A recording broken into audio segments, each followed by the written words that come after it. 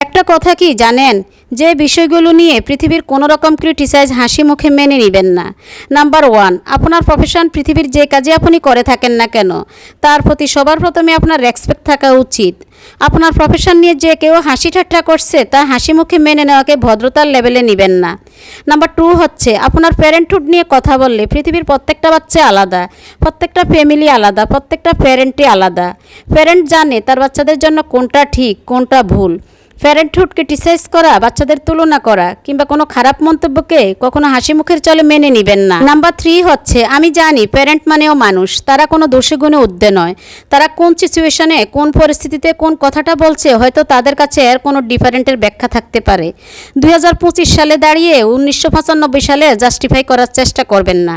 এখন আপনার কাছে বিষয়টা যত সহজ, হয়তো তখন তাদের কাছে বিষয়টা তত সহজ ছিল না। সম্মান আসলে তারাই ডিজার্ভ করে, তারা যারা অন্যের প্রতি শ্রদ্ধাশীল।